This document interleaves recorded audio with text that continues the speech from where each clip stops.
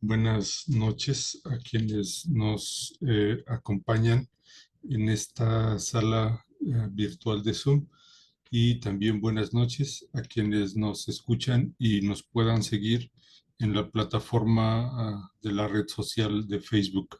Quien habla y saluda es Héctor León, profesor del Instituto de Filosofía.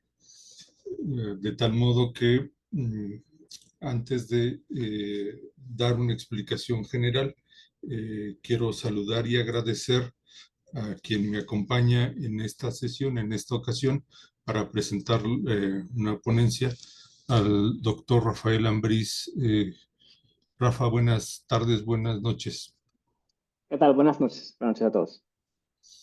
Explico, gracias Rafa, bienvenido y gracias por aceptar participar en este proyecto. Explico para quienes no saben, para quienes no conocen este proyecto o del Instituto de Filosofía.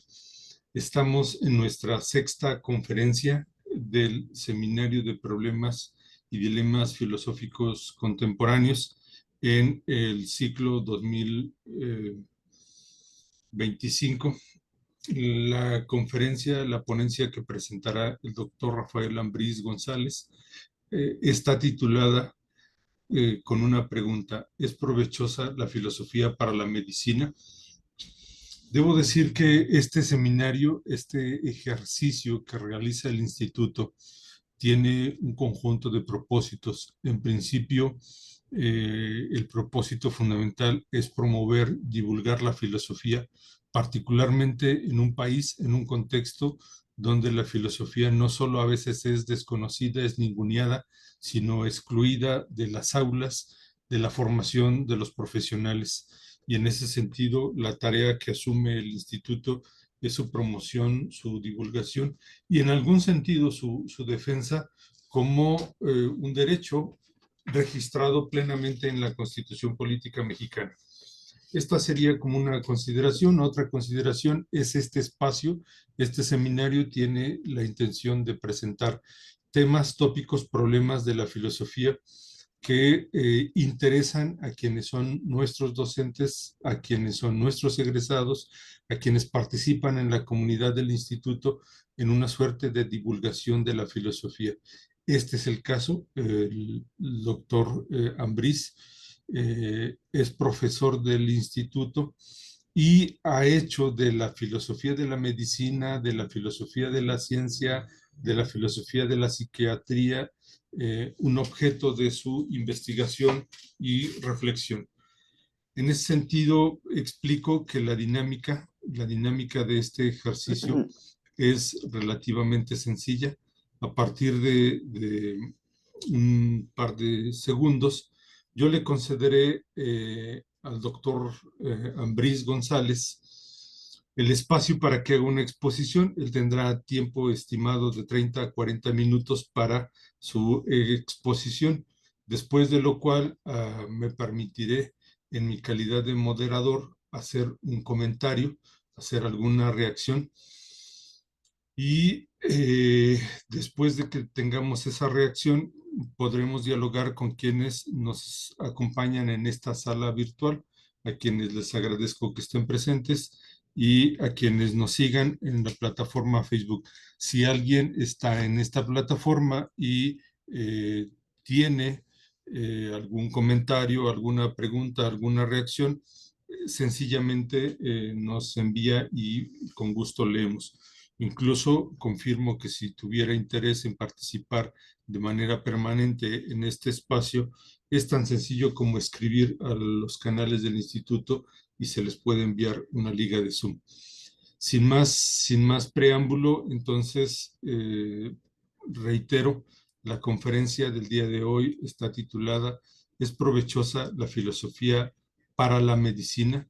Presenta el doctor Rafael Ambriz González, quien es doctor en filosofía por la University of Birmingham, es maestro en filosofía de la ciencia por el London School of Economics and Political Science y licenciado en filosofía por la Universidad de Guadalajara. Ya dije, pero reitero, que los temas que le interesan son la filosofía de la medicina, la filosofía de la psiquiatría, con énfasis en las bases biológicas de las condiciones psiquiátricas. Le interesan temas de filosofía de la ciencia y filosofía de la música. Ha sido profesor en diversas universidades, solo por señalar algunas: la Universidad de Guadalajara, donde es profesor titular, y algunas otras universidades del extranjero, eh, como la universidad de la que él es egresado en su doctorado, o la Universidad Nacional Mayor de San Marcos en Perú, y por supuesto en el Instituto de Filosofía. Sin mayor preámbulo, Rafa, muchas gracias por este ejercicio. Adelante con tu exposición. Bien, muchas gracias, Héctor, y a todo el público que nos está viendo por Facebook y que están aquí presentes en la llamada. Voy a compartir esta presentación para que la sigamos. Igual, si lo desean así, comparto el PDF de la presentación aquí en la llamada de Zoom para que, bueno, lo sigan, ¿no? Si, a su gusto, pero por lo pronto lo dejo por aquí. Si sí lo desean en la llamada de Zoom, me lo dicen para ponérselos en el chat. Por favor. Bueno, bueno, comienzo. Voy a empezar con una anécdota que creo que le va a dar algo de sentido a la charla que voy a dar el día de hoy, a esta y a otras charlas que daré durante el año. Hace tiempo me invitaron a un programa de radio a hablar también divulgativamente sobre los temas de mi investigación, y en aquel momento presenté algo relacionado con filosofía de la psiquiatría.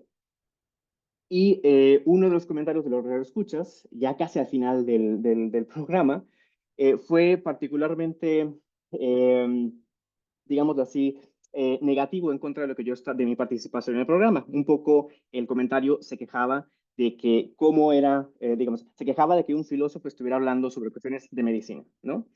Eh, y dado que el programa estaba a punto de terminar, yo no tuve una forma, digamos, de responder, digamos, ampliamente a la intervención de este radio escucha. Y me he planteado que justamente esa pregunta se le pueden hacer, pues, bastantes personas, incluidas personas. Escucho un sonido que no sé a qué se deba.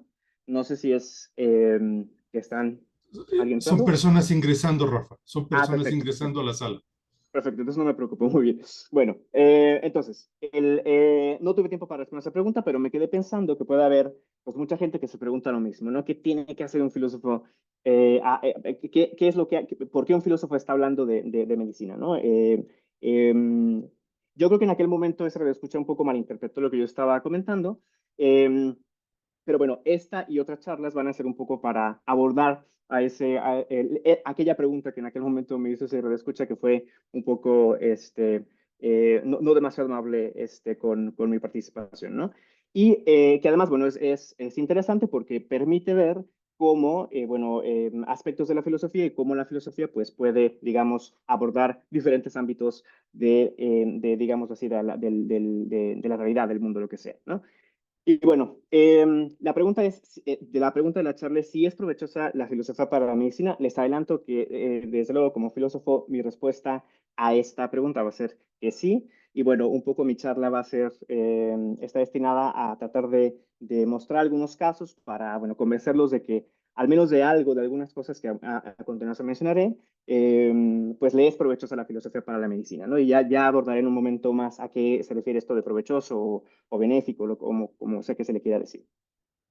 Pero bueno, antes de comenzar estrictamente con el asunto, con estos tres ejemplos que les pondré, que creo que ilustran de alguna u otra manera algunas formas en las que la filosofía contribuye a la medicina, me gustaría abordar algunas cosas que no hace la filosofía de la medicina y otras cosas que sí hace en términos generales la filosofía de la medicina, un poco para ubicar, para, digamos, delimitar el tipo de aportaciones que se pueden hacer desde la filosofía de la medicina, ¿no? Y qué cosas finalmente no hacemos por una cuestión, digamos, metodológica. Ahora, una cuestión que no he mencionado y que es importante es que todo lo que voy a estar hablando corresponde a la tradición analítica en la filosofía, es decir, no tiene que ver con las contribuciones, por ejemplo, de Foucault que hizo respecto a la psiquiatría o incluso respecto a la medicina y otros autores, solo por mencionar algunos que pertenecen, digamos, a la tradición continental en filosofía. El enfoque que abordaré es, sobre todo, desde la perspectiva de la filosofía analítica y en general, digamos, desde la perspectiva de la tradición, anglosajona, digamos, ¿no? En la filosofía y en la psiquiatría. Bueno, ¿qué cosas no hace la filosofía de la medicina? Lo primero de todo es no niega los resultados, es decir, esto un poco es para decir, todo lo que voy a hacer a continuación eh, va a hacer cosas diferentes a esto que está aquí, que tienen ustedes en la pantalla, ¿no? Lo que en principio no hace es negar los resultados de la evidencia empírica que produzcan las ciencias biomédicas, específicamente cuando esos resultados empíricos provienen de estudios con metodologías bien establecidas, ¿no? Dentro del campo de las ciencias biomédicas, por ejemplo. Entonces, eso no lo hacemos. Si hay alguna pieza, digamos, de conocimiento de conocimiento empírico producida por las ciencias biomédicas, entonces, pues ese, digamos, se acepta, por decirlo así, ¿no? En principio, no hay ninguna intención, digamos, de negar los hallazgos empíricos que obtengan las ciencias biomédicas. Otra cosa que tampoco se hace dentro de la filosofía de la medicina es contradecir las recomendaciones que hacen las guías clínicas para el manejo de las enfermedades, ¿no? Es decir, diferentes instituciones médicas, por ejemplo, el IMSS en México, producen una serie de guías dependiendo para algunas enfermedades, muchas de ellas, y lo que hacen ahí pues, es establecer, digamos, las recomendaciones para el tratamiento específico de cada enfermedad. Bueno, la filosofía de la medicina no contradice nada que tenga que ver con eso, ¿no? Es decir, en resumen, no nos metemos ni con los hallazgos empíricos que produce la medicina, ni tampoco con las recomendaciones clínicas eh, que pueden realizar los médicos y las instituciones médicas, ¿no? Bueno, cosas que sí. Mencionaré una o dos para no tomar demasiado tiempo en esto, pero yo mencionaba que en lo que no nos metemos es en los hallazgos empíricos, es decir, no cuestionamos, digamos, los hallazgos empíricos de las ciencias biomédicas y tampoco nos metemos con las recomendaciones clínicas específicamente.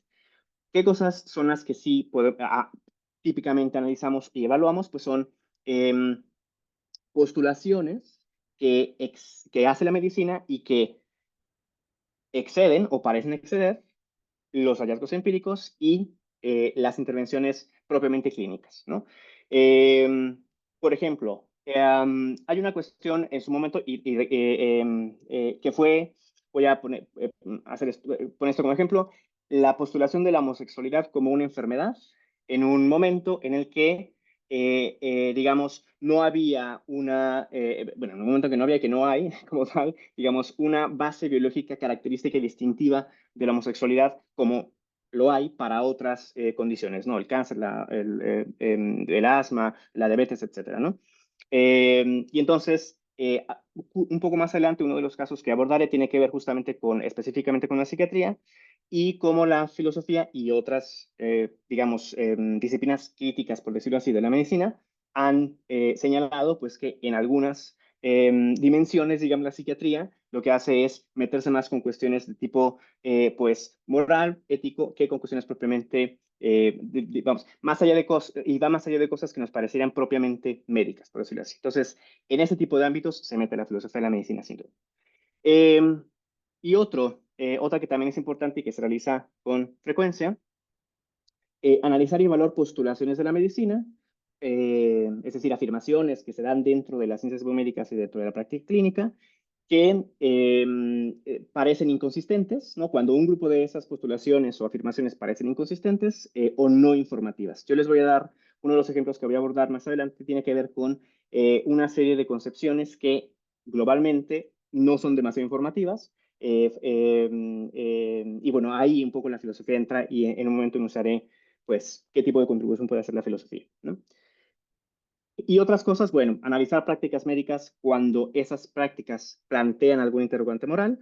Un ejemplo que pondré más adelante para que esto quede más claro va a ser efectivamente algo que se ha abordado desde la filosofía de la medicina y que tiene que ver exactamente con la práctica clínica, específicamente con el trato que dan los médicos a los pacientes, ¿no?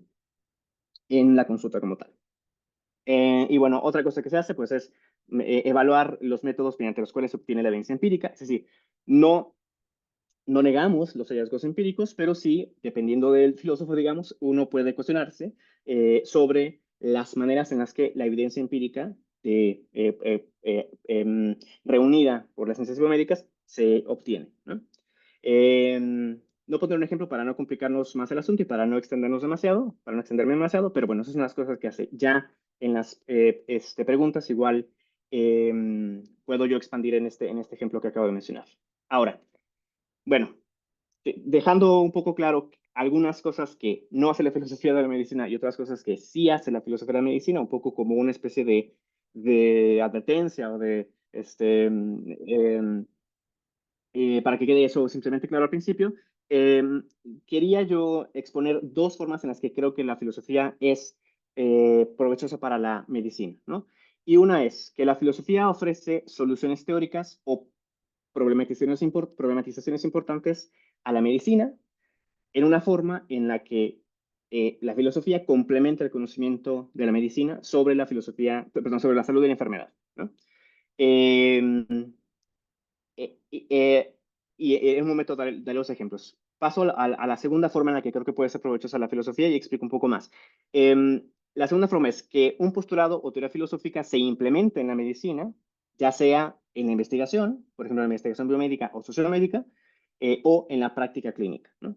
Que también hay ejemplos de esto y que voy a ponerlos. Entonces, la primera forma de contribuir, digamos, en la que la filosofía puede ser provechosa para la medicina es digamos, algo así como que la filosofía ilumina cierto ámbito de la investigación o cierto ámbito, digamos, del conocimiento respecto a la salud y la enfermedad, no empírico, y eso complementa el conocimiento que puede proporcionar la medicina sobre la salud y enfermedad. En este caso, la primera forma de contribución no es que la medicina, digamos, adopte algo que la filosofía le da, por decirlo así, sino que simplemente uno puede complementar el conocimiento sobre este dominio de la realidad, digamos, ¿no? Con la filosofía y la medicina. Y en el segundo caso, el tipo de forma en la que puede ser la filosofía provechosa para la medicina, pues es que efectivamente hay una contribución filosófica que toma la medicina como tal y la implementa ella, ¿no? Digamos que es más, la segunda forma de contribución es, por decirlo así, más intrusiva, por decirlo de alguna manera, ¿no? Intrusiva en un sentido positivo, no negativo. Bueno, yo voy a presentarles a continuación tres ejemplos en los tres casos que ejemplifican eh, esta forma en la que la filosofía puede ser provechosa para la medicina, ¿no? Tanto uno como dos. Los tres casos son, el primer caso ejemplifica la primera manera en la que la filosofía es provechosa para la medicina. El segundo ejemplo es como una combinación de los dos, de las dos formas en las que puede ser provechosa la filosofía de la medicina. Y el tercer caso es un ejemplo de la segunda forma en la que la filosofía contribuye a la medicina, ¿no? Y bueno, el primer caso, que es simplemente que que la filosofía complementa algo del conocimiento sobre la salud de la enfermedad, sobre el dominio, digamos, de la salud de la enfermedad, es el siguiente. Y tiene que ver con la definición de salud y enfermedad. Lo que tienen ustedes en pantalla, esto que está aquí y luego esto que está por acá, son definiciones dadas por instituciones médicas, ¿no? Sobre estos conceptos que tenemos aquí: salud, enfermedad, anormal o anormalidad y rango normal, ¿no? Eh, y a lo que quiero llamar la atención es que últimamente estas definiciones que da la medicina, ¿no? La primera es de la Organización Mundial de la Salud, y el resto son del Instituto Nacional del Cáncer de Estados Unidos, que es una institución muy prestigiosa en el área, ¿no? Y específicamente son esos los ejemplos que pongo porque son algo así como los más disponibles, ¿no? Que dan como tal una definición de estos conceptos. Y vamos a ver que son de alguna manera circulares, porque la noción de salud se define en parte en relación a la noción de enfermedad, y luego la noción de enfermedad se define en lo que tienen en pantalla, en parte en relación a lo que es anormal, y luego lo que es anormal se define con relación a lo que es normal, y luego lo normal se define en relación a lo que es saludable. Y volvemos a la definición. Leeré un poco alguno de ellos, pero bueno, tenemos la salud es un estado de completo bienestar físico, mental y social, y no solamente la ausencia de las afecciones y enfermedades. Entonces, tenemos que enfermedades forman de alguna manera parte de la definición de salud, ¿no? Es decir, es lo que es ausencia de la enfermedad. Entonces, eso es, digamos, parte de la definición de salud. No es todo, pero es parte de la definición. Luego nos podemos preguntar, bueno, específicamente respecto a esta parte de la definición, querríamos saber tal vez qué es una enfermedad. Luego nos vamos a la definición de enfermedad y vemos que es una condición anormal que afecta la estructura o función de una parte de todo el cuerpo, la función o estructura de una parte o de todo el cuerpo y está asociada con signos y síntomas específicos. Entonces, bueno, igual esto tenemos que tiene que ver con que es una condición anormal y entonces tenemos que buscar un poco, si nos queremos enfocar en esto, cuál es qué noción hay de anormal, ¿no? En la medicina. Y luego tenemos que es no normal. La noción anormal es no normal, ¿no? Entonces, bueno, ahora un poquito para aclarar las cosas, podemos preguntarnos, bueno, ¿qué es normal entonces? Y una manera instrumental o una forma operativa de definir la normalidad es en términos de rangos, ¿no? Que lo tenemos aquí, ¿no? Es un conjunto de valores, los rangos normales, que el médico utiliza para interpretar los resultados de las pruebas de un paciente. El rango normal de las pruebas se basa en los resultados observados en el 95% de la población sana. Entonces, rango normal está definido por relación a la población sana, o sea, la población que tiene salud. Y volvemos entonces al ciclo este en el que últimamente nos quedamos no demasiado satisfechos de las definiciones dadas de salud y de enfermedad, ¿no? Un poco lo que pasa es que hay una especie de circularidad en la que la salud se define en parte en relación a la enfermedad, la relación se define en relación a la normalidad en relación al rango normal, y el rango normal se define en relación a lo que es saludable, la gente digamos, a las personas que tienen salud, ¿no? Entonces, pues demasiado informativo no es estas diferentes nociones de pues de salud en particular, ¿no? Y tampoco de enfermedad, y luego parece que tampoco de normalidad y así. Eh, entonces, un poco lo que pasa aquí es que, dada esa especie de circularidad, pues tenemos que entonces, últimamente, no queda absolutamente claro lo que es la salud y la enfermedad. Obviamente, vamos, podemos, digamos, a nivel, por decirlo así, pragmático, entender esta definición de salud, ¿no? Pero si queremos tener una noción un poco más eh, eh, rigurosa de lo que es la salud, pues entonces ocurre esto rigurosa a nivel teórico, quiero decir, pues entonces resulta que tenemos un poco esto que está aquí en este esquemita en pantalla, ¿no?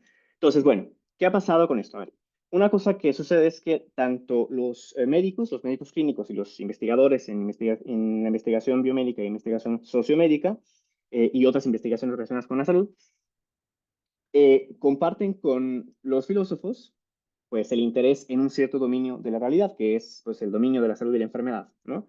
Naturalmente abordamos el asunto desde perspectivas diferentes y con recursos muy diferentes, ¿no?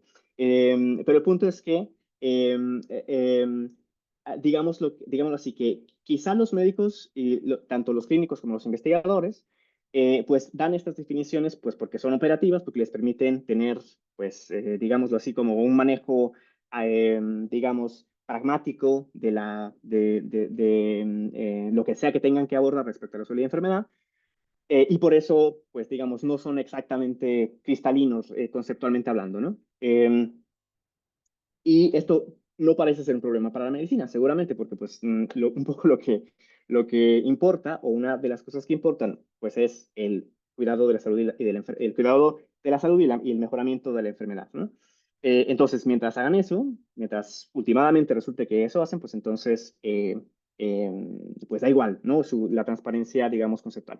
Pero los filósofos sí tenemos, digamos, tiempo e interés, alguno que nosotros, en aclarar esas cosas, y lo que ha pasado, pues es que los filósofos de la medicina han discutido durante mucho tiempo una respuesta a esa pregunta de qué es la salud y qué es la enfermedad, ¿no? Y entonces han, dado respuestas al respecto, propositivas y, digamos, positivas y negativas, digamos, sobre lo que es, en particular, la enfermedad, ¿no? Esto constituye, digo, igual un poco más adelante podemos ver específicamente las propuestas que ha hecho la medicina. La más reciente y, digamos, atractiva que ha habido es una que señala, por ejemplo, que la enfermedad es una disfunción de un cierto tipo, una disfunción biológica de un cierto tipo, al que se le llama disfunción dominó. Pero podemos verlo un poquito con más detalle en las preguntas o en los comentarios. El punto es, esta situación de las definiciones de salud y enfermedad, pues ejemplifica que la filosofía puede contribuir, ¿no? O ser provechosa para la enfermedad, para la medicina, perdón, en el sentido de que la filosofía provee un cierto conocimiento o problematización respecto a la salud y la enfermedad que complementa el conocimiento de la medicina, ¿no? Ahora, otro ejemplo. Este de las condiciones psiquiátricas. Thomas Sachs no era un filósofo, pero creo que las contribuciones que hizo específicamente en relación a la psiquiatría, pues son particularmente filosóficas, ¿no? Como ahora voy a señalar. Entonces, lo que hizo Thomas Sachs es, digamos, es uno de los más famosos,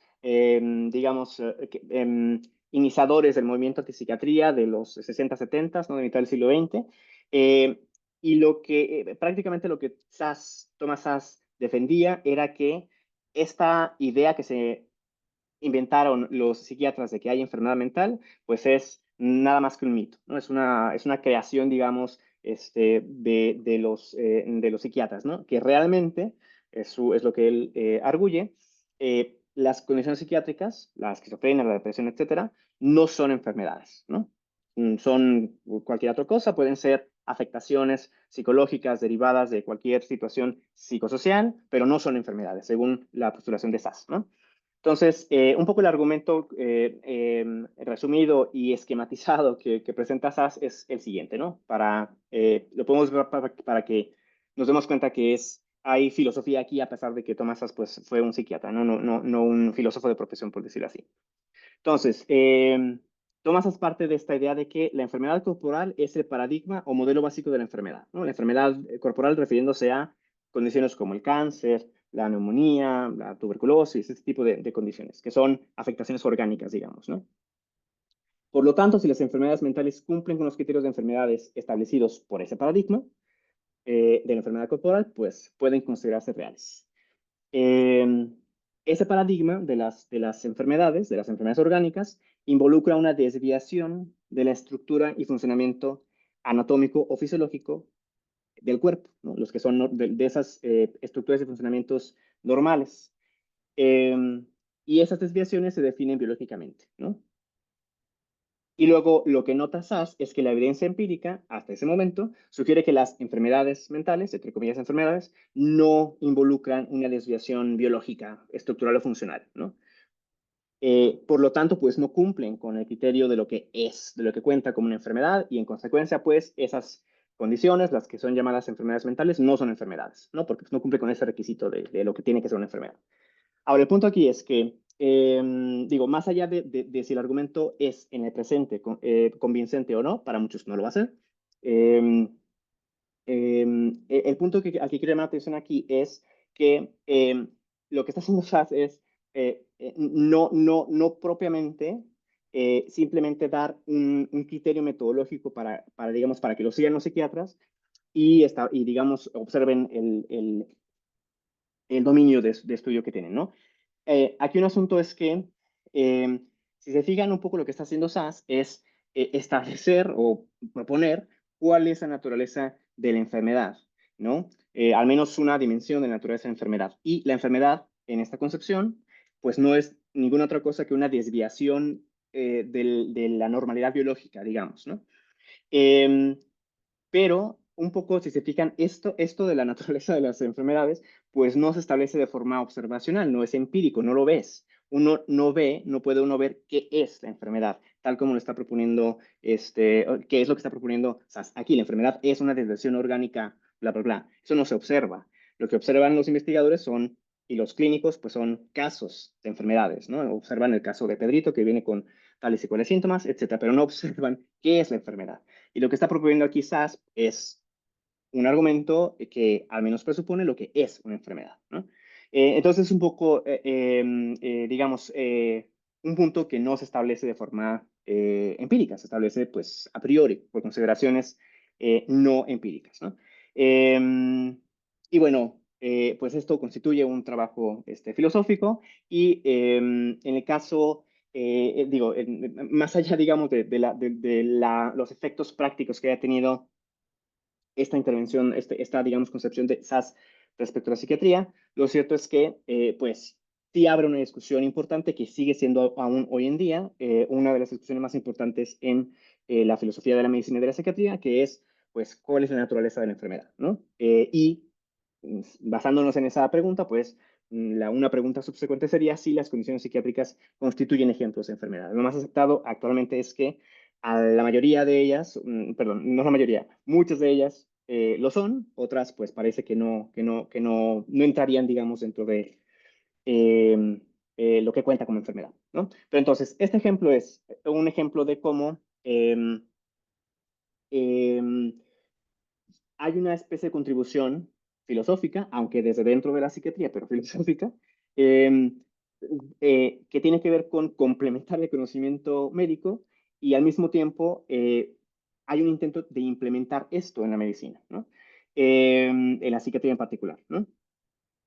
Y que esta cosa de buscar, a ver, una cosa que es importante mencionar es que no es trivial que las enfermedades sean pues entidades biológicas, que es un poco lo que está proponiendo SAS. Concepciones históricas anteriores de las enfermedades son concepciones no meramente biológicas, son concepciones que tienen que ver en parte, por ejemplo, con las virtudes morales de las personas, por ejemplo, ¿no? Y aún hoy en día tampoco es trivial que las enfermedades sean únicamente entidades biológicas. Un poco el consenso en la filosofía, pues es que las enfermedades incluyen algún elemento de tipo evaluativo, normativo, ¿no? Por ejemplo, que son entidades biológicas que causan daño, por ejemplo, ¿no? Entonces, lo que está haciendo SAS es proponer una versión, digamos, una forma específica dentro de las enfermedades y de implementar eso en la medicina. Y ha habido, desde el tiempo de SAS, previamente y después de SAS, pues esta corriente en la psiquiatría, en la investigación psiquiátrica, que tiene que ver pues, con que están buscando las bases biológicas de al menos algunas condiciones psiquiátricas, ¿no? Un poco influenciados por esta concepción biologicista, digamos, de las enfermedades. Eh, Repito, bueno, más allá de que sea convincente o no en el presente, esto que dices, pues bueno, es un poco un ejemplo de una contribución que podría o que puede ser provechosa de la filosofía para la medicina. Y un tercer ejemplo es el que tiene que ver con la injusticia epistémica en el contexto del cuidado de la salud. El concepto de injusticia epistémica no me tendré demasiado, eh, eh, pero tiene que ver con una injusticia epistémica es un mal que se hace a alguien en su calidad de agente epistémico, o sea, en cuanto que esa persona produce conocimiento, ¿no? Y hay de dos tipos, testimonial y hermenéutica. Un poco la idea es, voy a poner un ejemplo que puede ser ilustrativo. Eh, Supongamos que hay una persona que asiste a la limpieza de una casa con condiciones socioeconómicas de vulnerabilidad, digamos, y que en la casa para la que trabaja se pierde algún objeto de valor. Y entonces viene la patrona de la casa y entonces acusa ipso facto inmediatamente a la persona, a la trabajadora del hogar, ¿no? Y a pesar de que la trabajadora del hogar le dice insistentemente, yo no fui, no tengo nada que ver con esto, y efectivamente es así, ¿no? Efectivamente es verdad. A pesar de eso, pues la patrona no le cree, ¿no? Digamos, algo que puede llamar el interés a nosotros en este momento es que lo que está pasando ahí es que la patrona de esta persona está quitándole credibilidad a la trabajadora del hogar, ¿cierto? Lo que está pasando es que no le cree, le asigna un déficit de credibilidad a la trabajadora del hogar. Y este déficit que le asigna o que le atribuye la patrona, la trabajadora del hogar, ha sido caracterizado en la filosofía por Miranda Fricker como pues, una forma de injusticia epistémica. Es un mal que se le hace a esa persona en su calidad de agente de conocimiento. O sea, la trabajadora del hogar tiene esta piececita de conocimiento que es que ella no fue la que robó el objeto de valor y esa piececita de conocimiento no se puede, digamos, poner a circular en su círculo social, ¿no? Al menos no en el que está dentro, en aquel en el que está dentro la patrona de la casa. Bueno, ese es, digamos, esto no está directamente, la propuesta de injusticia epistémica no está directamente relacionada con la medicina, pero eh, una vez que fue, digamos, más introducida toda esta noción de injusticia epistémica dentro de la filosofía, lo que sucede es que ha habido autores que exploran cómo la injusticia epistémica también ocurre en contextos del cuidado de la salud, ¿no? Entonces, por ejemplo, Javi Carrel y James Kidd presentan un ejemplo en el que señalan que está ahí el ejemplo, voy a ponerlo mediante ejemplo para que quede así, pues claro, esta noción de justicia epistémica es un poco pues dramático el ejemplo, pero bueno, creo que puede transmitir bien la noción. Se trata de una mujer que está dando a luz y que los médicos por alguna razón requieren de utilizar agujas para suturar los genitales de la mujer, ¿no?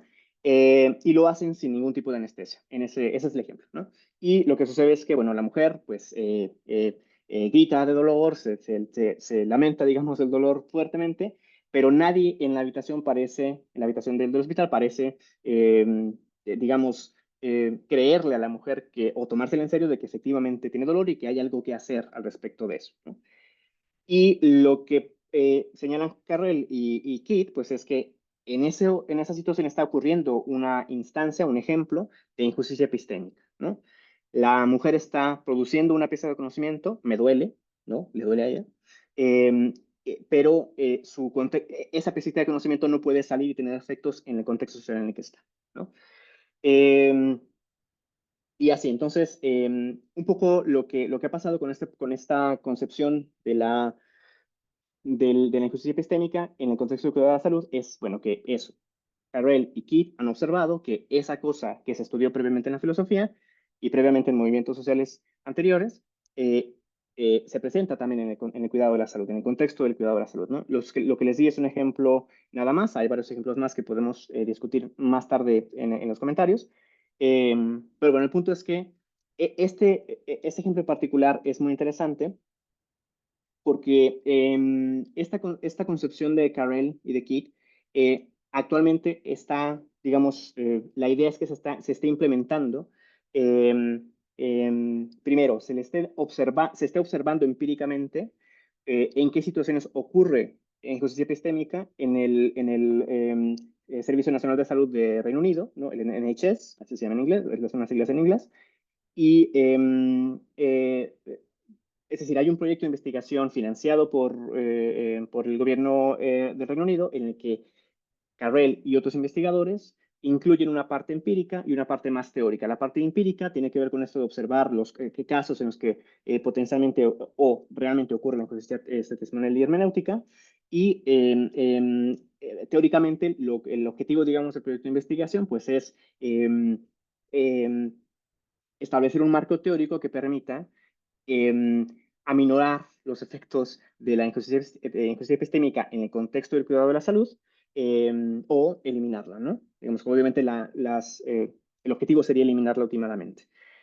El punto interesante aquí es que este proyecto de investigación pues está siendo implementado en hospitales del NHS, hospitales del Servicio Nacional de Salud del Reino Unido, y digamos, la concepción, el marco teórico más fundamental del proyecto, pues proviene de la filosofía, ¿no? Y es a través de la filosofía, como lo propone Carrel y Kidd, que estas formas de injusticia epistémica, dentro del contexto del cuidado de la salud, se pueden reducir, ¿no? O sea, se puede mejorar esto, o sea, digamos, quitar la injusticia mediante intervenciones de carácter filosófico, ¿no? O originadas, digamos, dentro de la filosofía. Entonces, bueno, esos son tres ejemplos, el de las nociones de salud y enfermedad y el de la psiquiatría y de injusticia epistémica, en el que pues la filosofía contribuye de alguna manera en alguno de los dos sentidos que presenté al principio, bueno, hace un momento, a la medicina, ¿no? Este caso de la injusticia epistémica es una aportación o una forma en la que la filosofía es provechosa en el segundo sentido, en el que la medicina o la práctica clínica en este caso, pues digamos, adopta una noción o un postulado filosófico, ¿no? Y entonces tenemos, pues eso, ¿no? Un poquito para reiterar, tres formas en total, digamos, en las que la filosofía puede ser provechosa para la medicina. Aquí, perdonarán aquí la reiteración, que obviamente está equivocada. Aquí, en la segunda aparición de filosofía debería ser medicina. Y las primeras dos están relacionadas con las dos formas que anuncié al principio, en las que la filosofía contribuye o es provechosa para la medicina, que son, bueno, la filosofía constituye una forma de crítica articulada y rigurosa sobre aspectos de la medicina que suscitan problemas de tipo moral o teórico, ¿no? Como en el caso, independientemente de que independientemente de la influencia que lleguen a tener en la medicina, ¿no? Como en el caso que mencioné de las nociones de salud y enfermedad, ¿no? En la filosofía hay una articulación muy rigurosa, siguiendo métodos específicos de la filosofía, de estas nociones de salud y enfermedad, independientemente, digamos, de que esa forma de abordar la discusión sea implementada en la medicina, ¿no? No deja de tener valor, pues es una forma de crítica muy peculiar y muy articulada, muy rigurosa y muy llamativa intelectualmente, aunque no sea implementada dentro de la medicina, ¿no? Sobre todo porque complementa el conocimiento que podemos tener, que tenemos de este dominio de la salud y la enfermedad. La segunda manera en la que contribuye, pues está conectada con la filosofía de la medicina, está conectada con la segunda forma que yo mencioné al principio, ¿no? La filosofía puede aportar teorías que solucionan algún problema de medicina y que ésta puede implementar, ¿no? En el caso del proyecto de investigación que les mencionaba, que tiene que ver con la justicia epistémica, pues el objetivo del proyecto de investigación es ese, que la filosofía, que, digamos, con herramientas filosóficas se resuelva un problema práctico del mundo, específicamente en el ámbito del cuidado de la salud. Y hay otra cosa, una tercera cosa que es, digamos, independiente, pero estrechamente vinculada a lo que acabo de mencionar. Y para concluir, que es que, bueno, los médicos, tanto los clínicos y los investigadores, pues están ocupados en su trabajo, en lo que tienen que hacer, que es los clínicos, pues atender a los pacientes, los investigadores en investigar las cosas que deban investigar, cuestiones de naturaleza biológica o cuestiones de naturaleza social, ¿no? Relacionadas con la salud y enfermedad.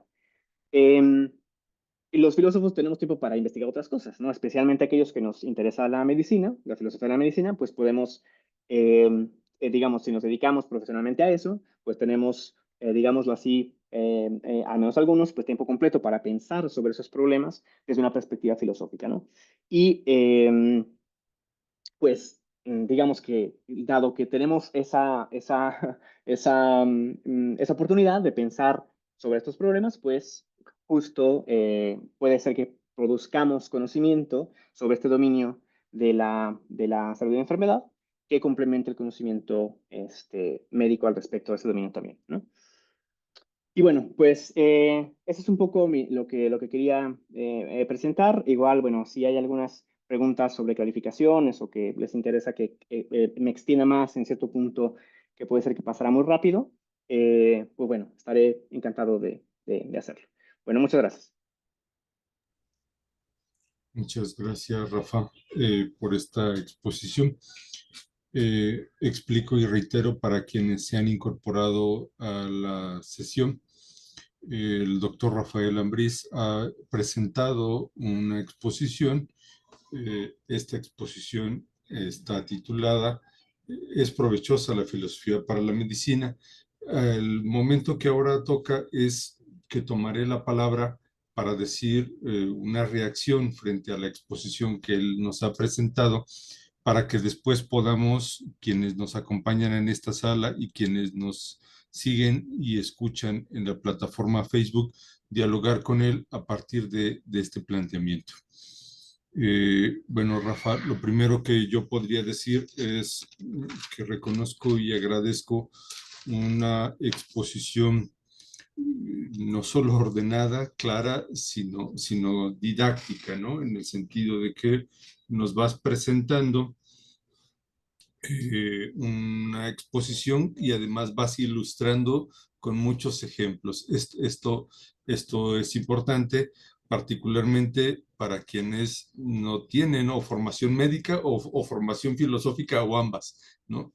Sobre todo cuando el terreno de la filosofía de la medicina no es un terreno que sea ampliamente desarrollado, por lo menos no como una asignatura, no como un proceso formativo en las universidades donde se enseña filosofía, ¿no? En ese sentido, esta sería como mi primera consideración. Y ahí tendría muchas otras consideraciones, voy a decir varias, lo más breve y claras posibles, y ya veremos tú qué reacción tienes al respecto. Eh, Como profesor y particularmente como profesor de bioética, cuando me acerco a, incluso cuando tengo estudiantes médicos, o cuando me acerco yo como usuario de los servicios, y ahí empieza mi resistencia a hablar de paciente, eh, como usuario de los servicios clínicos, ¿no? Me topo con la necesidad de que la filosofía suponga una crítica, pero no solo una crítica, sino a veces una denuncia, un juicio, un juicio, y no pocas veces una suerte de desideologización de lo que representa, de lo que representa la medicina y de las facultades, voy a decirlo así, de las facultades que los médicos se autorizan, ¿no? Porque no pocas veces, particularmente la medicina como de corte occidental, hipocrático, es una medicina, voy a decirlo así, cargada de una práctica marcadamente paternalista, este, como muy dada a la beneficencia, desconociendo la autonomía del usuario de los servicios, al quien se le llama paciente como sujeto receptor de un servicio clínico, y no pocas veces hay una suerte de instrumentalización. Y en muchos casos, sobre todo porque ellos mismos, los médicos, sobre todo en el sistema sanitario mexicano, están sujetos a políticas muy complejas, carecen de cero didáctica, ¿no? Es decir, cero didáctica, por ejemplo, para el trato no solo horizontal, sino para la comunicación, por ejemplo, pues, señor, fíjese, pues aquí dice que tiene cáncer. ¿Y qué tengo que hacer, doctor? Nada, nada. O sea, la didáctica no siempre está presente, más bien está comúnmente ausente, ¿no? Este, esta sería como una primera consideración. Coincido plenamente contigo, segundo comentario, coincido plenamente contigo en que la filosofía bien puede ayudar, y sería necesario que muchos médicos estudiaran filosofía, y entre esas muchas cosas que estudiaran antropología. Yo suelo tomar distancia de la idea de antropología integral, ¿no? Porque a veces el concepto de integral es muy chicloso, muy pantanoso, y preferiría hablar de una antropología filosófica compleja, donde justamente se debatan en términos epistémicos cosas como las que tú has señalado. El tema de la salud, el tema de la enfermedad, o sea, ¿qué estado? El estado mexicano no, pero la pregunta sería, ¿qué estado mexicano podría garantizar un estado de salud en los términos que lo dice la OMS, ¿no? Yo creo que ningún estado, ni el estado norteamericano, estadounidense, se va a gastar todo su dinero, y no van a conseguir eso, no van a conseguir eso. Incluso voy a decirlo así, el problema que tenemos es que se atiende la enfermedad y no la salud, ¿no? Se atiende la enfermedad y no la salud, cuando tendría que atenderse la salud en el sentido preventivo, ¿no? En el sentido de la prevención. En ese sentido, ahí me parece que la filosofía podría ayudar mucho, de manera muy significativa. Incluso voy a decirlo, y lo planteo como pregunta, Rafa, lo planteo como pregunta. ¿Tú pensarías, si juzgaras que la filosofía puede o no abonar a una suerte de consideraciones epistémicas? Ya lo dijiste en parte, pero ahora lo planteo de esta manera. No solo sobre la noción de salud y enfermedad, y preguntarse si es posible una noción, voy a decirlo, universal, ¿no? Válida para todos. ¿O será que tendríamos que tener en consideración, pienso, por ejemplo, el hecho de que los seres humanos vivimos en contextos y en culturas donde ya quiero ser enfermo en Estados Unidos y no en Haití, ¿no? este, con el sistema sanitario estadounidense que me garantiza un conjunto de elementos. Eh, Tendríamos que construir conceptualizaciones epistemológicamente hablando que consideren los contextos o no necesariamente. Y lo mismo en ese sentido, eh, la conceptualización de ciertas enfermedades, porque yo no sé si hay ciertas enfermedades, voy a decirlo así, demencia, demencia, bueno, ¿qué significa qué significa la demencia en un país como Noruega, cuando la edad promedio es 75 años, pero un haitiano no va a llegar a los 65? Entonces, o sea, es posible hablar de que la vejez, la ancianidad y la demencia son de edades, por ejemplo, con clasificaciones clásicas de los países mal llamados desarrollados. Necesitamos en ese sentido otra comprensión o no necesariamente. Y lo voy a formular, y mi último comentario tendría que ver con eso, ¿no? Lo voy a formular como pregunta, Rafa. ¿Es posible que la filosofía de la medicina se construya en una clave, voy a decirlo así, intercultural, que supere la medicina occidental y particularmente la medicina occidental como profundamente cargada, muy cargada de esta medicina, pues no sé si griega o más que griega, de esta tradición hipocrática, y no tendríamos que construir una comprensión, por ejemplo, que pase por lo que sucede en la medicina china, donde hay principios muy fuertes como la acupuntura o otras medicinas tradicionales. Pienso, por ejemplo, el desarrollo que ha aportado, aunque es muy cuestionable, en muchos casos, la llamada medicina homeopática, ¿no? Este, ¿Sería posible o no necesariamente una medicina a partir, por ejemplo, de prácticas de pueblos originarios donde hay formas, llamémosle terapéuticas, curativas, que generan salud, que sanan? Esa sería una pregunta. Y una pregunta última sería, ¿tú estarías de acuerdo con que mucho del problema es que llegan a las clínicas de médicos, de psicólogos, de psiquiatras, muchas personas que tienen problemas filosóficos existenciales y no necesariamente problemas? ¿No? ¿Tendríamos que hacer este tipo de distinciones? Es decir, alguien se hace una pregunta sobre el sentido de la vida y eso muchas veces es tratado como un problema psiquiátrico, ¿no? Como una depresión. Tendríamos que hacer ese tipo de distinciones. Bueno, ahí como una primera reacción, no sé si quisieras decir una palabra antes de que pasemos a la conversación con las personas que nos acompañan. Sí, digo, seguramente elaboraré sobre mucho que has comentado, pero quizá para a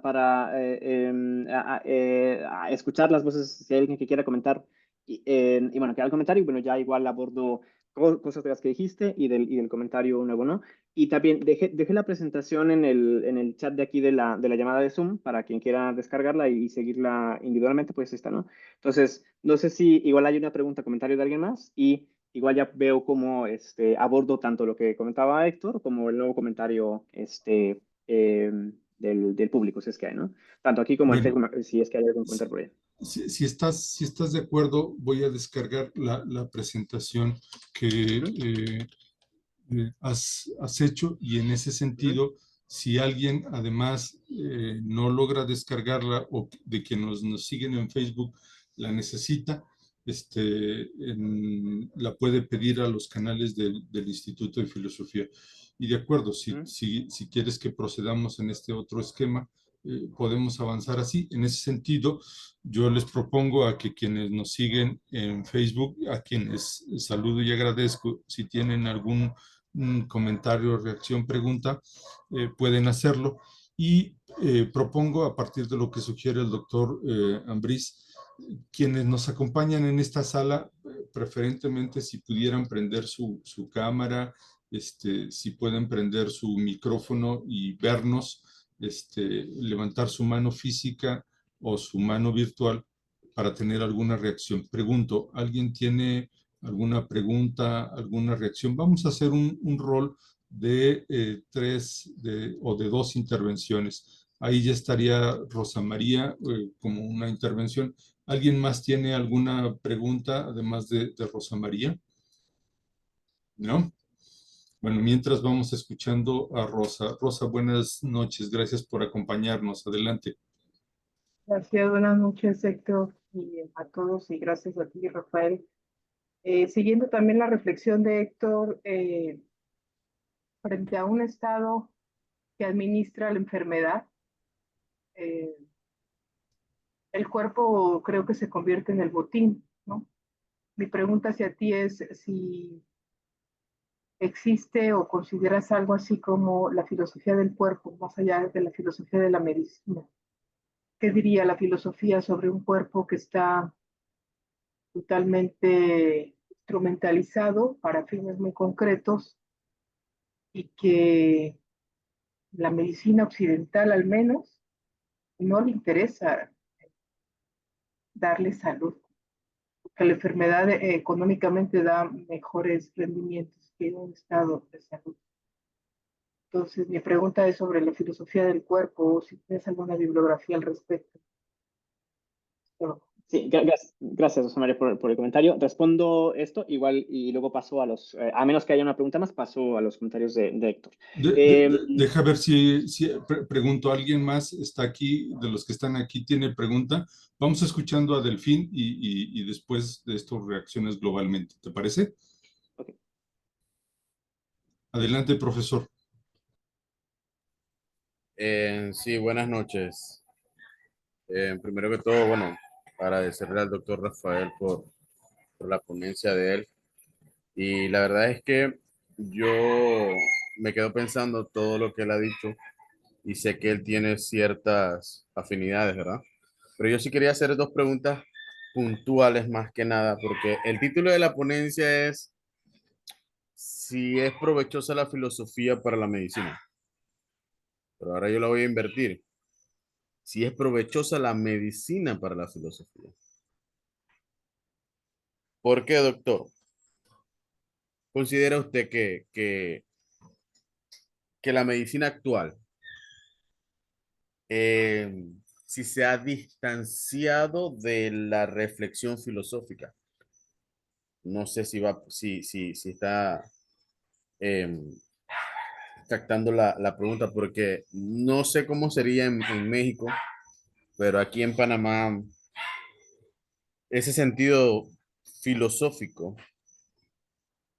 los médicos carecen de eso. No tienen ese alma de querer ver un poquito más allá de la enfermedad. Entonces, sí es provechosa la medicina para la filosofía. Esa es una pregunta. Y la siguiente pregunta es sobre los temas y los dilemas éticos y morales. Si existen riesgos dentro de la medicina que ella ignore las reflexiones éticas y morales. Porque si bien es cierto, sabemos que hoy en día hay muchas prácticas, ¿verdad? Que pasan por encima de los dilemas morales y de los dilemas éticos. Así que esas serían mis dos intervenciones, doctor Rafael, y gracias, profesor Héctor. Gracias, Delfín. Ahora sí, Rafa, adelante. Bueno, gracias por sus preguntas. Intento ir en orden. Si hay algo que se me olvide, me lo recuerdan, ¿va? Me interrumpen y me recuerdan que hay una parte que no respondí en caso de que no lo hubiera hecho.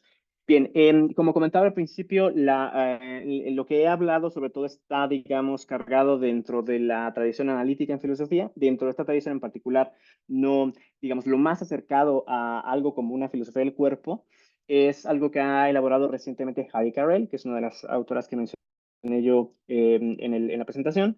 Pero ella lo aborda más bien desde la perspectiva fenomenológica, digamos, lo que a ella en particular su área, digamos, de investigación tiene que ver con caracterizar, por decirlo de alguna manera, la experiencia subjetiva que tienen los usuarios o los pacientes, digamos, las personas con alguna enfermedad de su propia enfermedad, ¿no? Y cómo eso puede determinar si efectivamente, a pesar de que tengan una disfunción biológica, una afectación biológica, están enfermos o no, ¿no? Es algo que se pregunta Javi Carrel, ¿no? Ella llega a decir, por ejemplo, que hay personas que tienen algo que se llama enfermedad crónica, pero que no están enfermos, ¿no? O sea, a pesar de que tienen esta disfunción biológica permanente, su experiencia de la enfermedad no es una de, digamos, algo así de enfermedad, sino es una experiencia, digamos así, diferente, ¿no? No la que uno esperaría con momentos agudos de una enfermedad. Y bueno, eso es como lo más cercano en esta la tradición más analítica, respecto al asunto centrado, digámoslo así, en el cuerpo, ¿no? Y bueno, ciertamente un poco todas las problemáticas que estabas mencionando, Rosa María, de la instrumentalización del cuerpo por parte de las instituciones, seguramente eso puede formar parte digamos, de los fenómenos a los que la filosofía puede abordar. Por ejemplo, no sé, se me ocurre que la filosofía puede estudiar específicamente esos casos y señalar, por ejemplo, qué tipo de injusticia se está cometiendo en contra de esas personas. No digo, parece que es obvio que en muchos casos hay injusticias patentes, ¿no? Pero un poco la filosofía hace el trabajo teórico riguroso de decir, a ver, esto es una injusticia, ¿por qué? Bla, bla, bla. Y entonces da un argumento sistemático riguroso para demostrar que es una injusticia, ¿no? Cuando se trata de injusticias. Entonces, claro, la filosofía puede abordar eso y seguramente habrá, aunque no los conozca, pues algunos filósofos que habrán abordado estos problemas. De los que sí sé que han abordado problemas, de los problemas que sí sé, perdón, que han sido abordados por los filósofos, es este asunto con las farmacéuticas, por ejemplo, ¿no? Hay un estudio en el sentido de hay investigación hecha, tanto empírica como filosófica, sobre cómo algunas enfermedades del DSM, del Manual Diagnóstico y Estadístico de las Enfermedades Mentales, fueron, digámoslo así, creadas, ¿no? Para, digamos, como consecuencia, digamos, o a favor de los intereses de ciertas farmacéuticas, ¿no? Entonces, y esos casos, claro, ahí están y la filosofía puede decir cosas relacionadas con la dimensión ética, ¿no? de esos asuntos, ¿no? Y bueno, pues sí, eso. Ahora, respecto, digo, igual si hay algo Rosa María, que no abordé de tu comentario y que quieras comentar, igual lo dices en un momento, ¿va?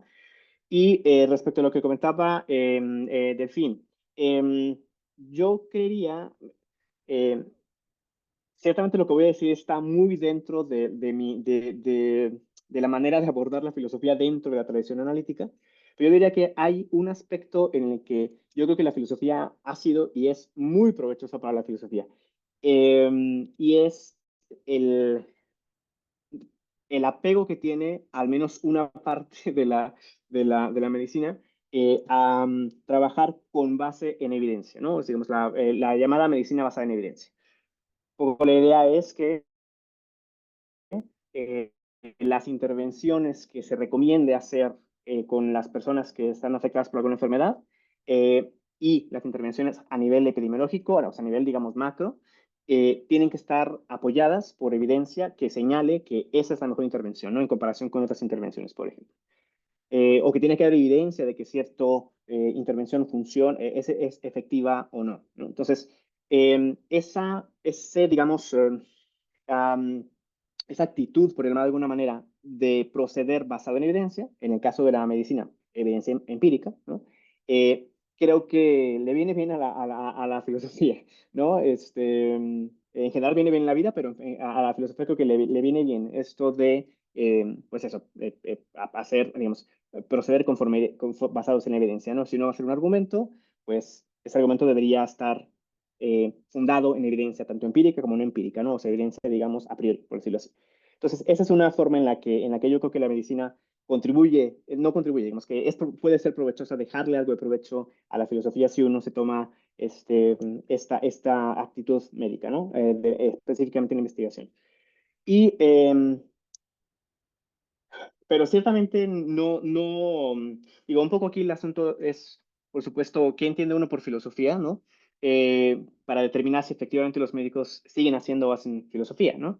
Yo creería que en general puede ser que haya una actitud de rechazo a la filosofía, eh, en tanto que no procedemos de forma empírica, ¿no? O sea, si muchos investigadores y médicos clínicos tienen en la cabeza que hay que proceder basados en evidencia empírica, y un filósofo viene y le dice, no, pero es que mira este argumento, no hay evidencia empírica para eso, pero es evidencia racional, por decirlo así, pues muy probablemente su actitud sea, pero pues eso, a mí muéstrame el estudio, ¿no? Que dice tal cosa.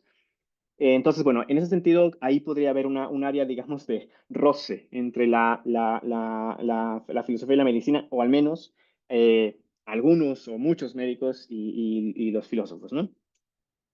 Y respecto al asunto de los problemas éticos y morales, o sea, seguramente hay muchos que siguen enfrentando la medicina en diferentes niveles, ¿no? Lo de las farmacéuticas. Otra cosa que está conectada con lo que decía, bueno, con algo que mencionó Héctor, eh, digamos, con esta centralización de la medicina un problema es que las intervenciones médicas, los medicamentos y otro tipo de intervenciones se han estudiado basándose en muchas ocasiones, mayoritariamente en ciertos grupos de población, ¿no? Por ejemplo, hombres, blancos, etcétera. Eso genera, naturalmente, el problema entonces de que, claro, los medicamentos se testearon en ese público, en ese grupo de la población, y entonces, claro, son efectivos para ese grupo, pero probablemente para otros grupos, por ejemplo, mujeres negras, por ejemplo, en situaciones de pobreza, por ejemplo, pues no va a ser efectiva tal intervención, ¿no? O, por ejemplo, que hay a lo mejor más intervenciones desarrolladas para padecimientos que sufren los hombres en comparación con padecimientos que sufren las mujeres. Entonces, todo eso, digamos, deja en desventaja y le quita, digamos, derecho al acceso a la salud a muchas personas. Y esos problemas están ahí, ¿no? Son problemas, digamos, morales que están ahí en el ámbito de la investigación y la clínica. Y lo que diría yo respecto a eso es, pues sí, o sea, seguramente una parte del trabajo del filósofo, aquel que le interesa la investigación en filosofía de la medicina, y la investigación ética en filosofía de la medicina, pues es señalar eso, ¿no? Un poco en el sentido que decía Héctor, no solamente de analizarlo y de decirlo, digamos, desde su escritorio, sino, bueno, un poco como denuncia y como crítica, ¿no? Y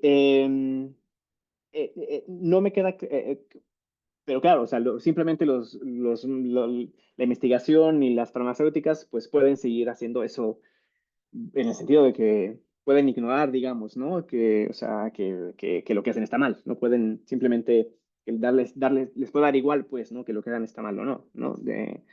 Eh, y ante eso, pues sí, ciertamente no sé qué puede hacer los filósofos, ¿no? Más allá de señalar con buenos argumentos, ¿no? Eh, algún problema moral que haya por ahí, ¿no?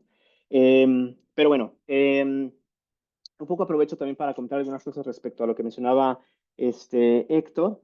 Eh, digamos, seguramente es un asunto importante determinar si la medicina occidental es la única medicina o algo así. A mí me da la impresión que hay un nivel en el que la discusión es terminológica. O sea, yo pensaría que, poniéndome un poco más o menos pragmatista, diría, bueno, hay ciertas actividades que se hacen con ciertos fines, lo que llamamos medicina occidental parece tener ciertos fines, ¿no? El mejoramiento de la salud y enfermedad basado en evidencia, por ejemplo, ¿no? Eh, y, y bueno, hay cosas con las que sí se logra llegar a esos fines y hay cosas con las que no, ¿no? Entonces, para esos fines en particular, la homeopatía parece no servir para esos fines en particular.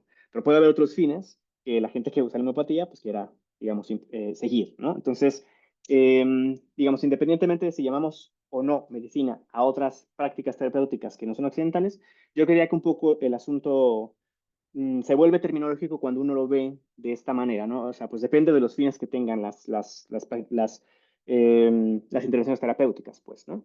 Y, repito, si los fines son estos de el mejoramiento de la salud y la mejora de la enfermedad o la cura de la enfermedad basándose en evidencia, pues probablemente solo lo que llamamos medicina occidental cumpla con eso, ¿no? O mayoritariamente solo lo que llamamos medicina occidental.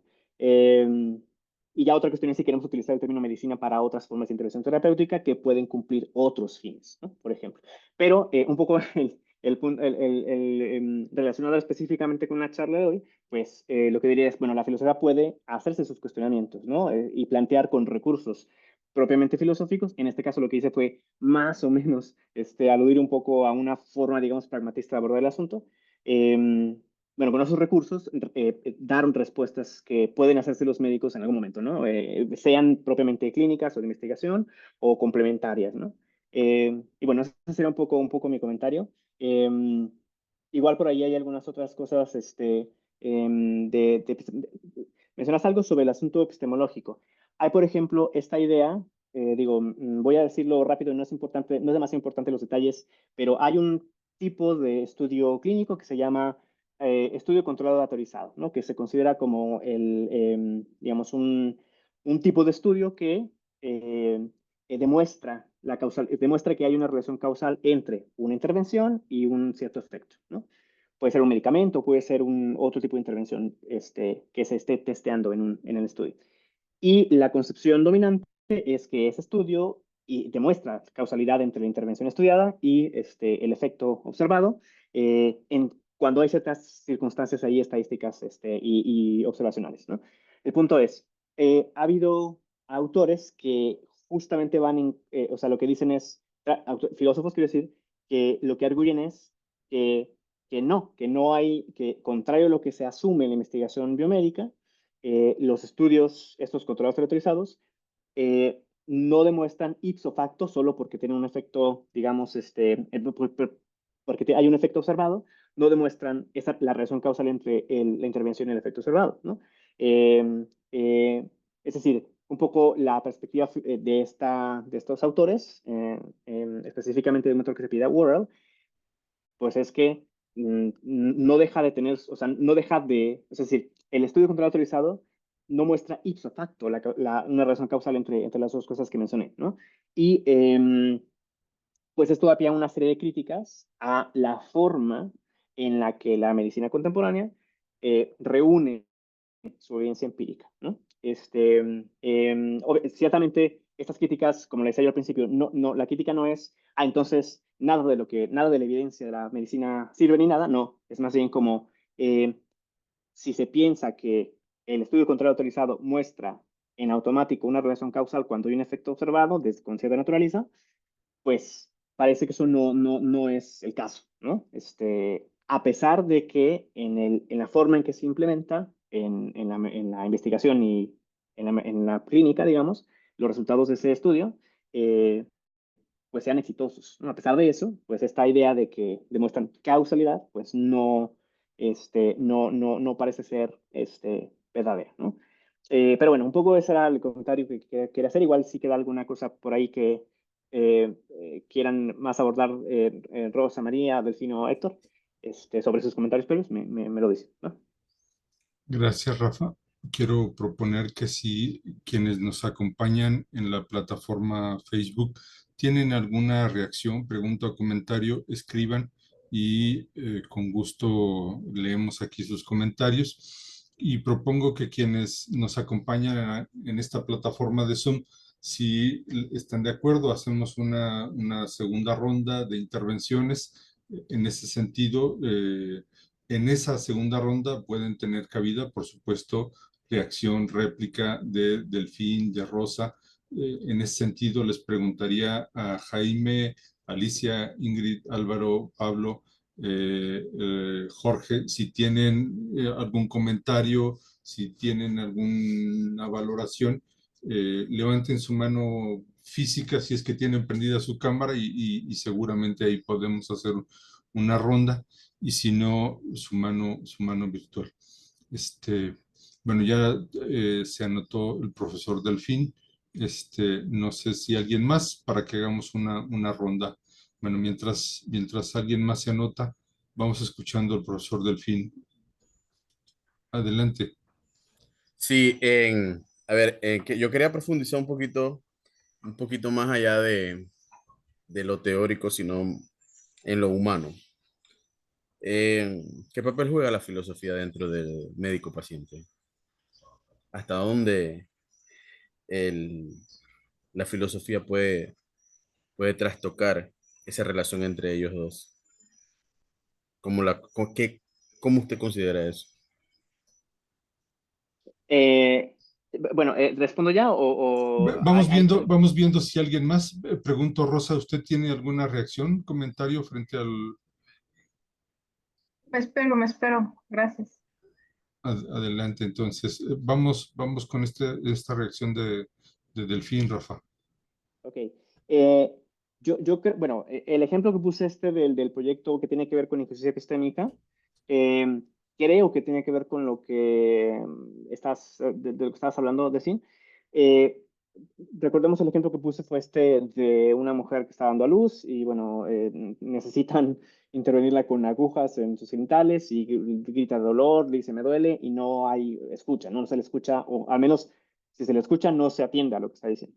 Em, y justo el proyecto que se llama EPIC, así se llama, es el nombre que tiene por las siglas en inglés, em, em, lo que intenta es, pues, tratar de desarticular con herramientas que vienen de la filosofía ese tipo de situaciones, ¿no? Ese tipo de situaciones de injusticia, ¿no? Que específicamente esta injusticia epistémica que les mencioné durante la charla.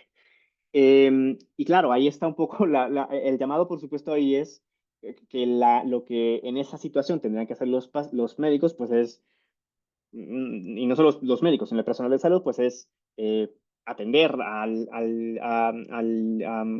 la queja, digamos, de dolor de esta paciente en particular. Pero obviamente el proyecto y la forma filosófica de abordarlo no es nada más decir, ah, claro, debes hacer eso y ya. Obviamente, pues hay una serie de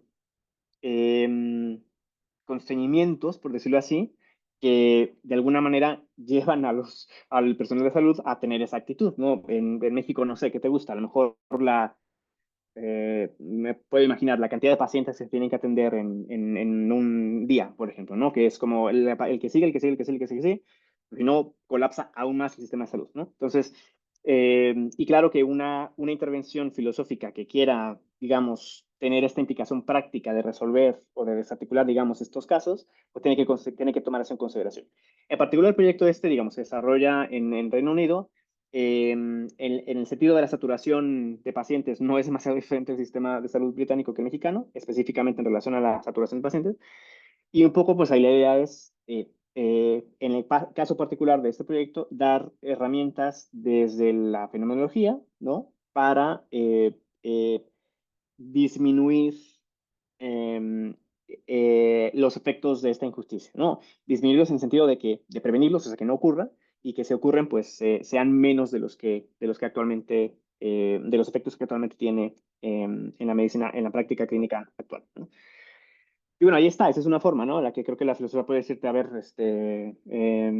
pues no seas así con los pacientes, ¿no?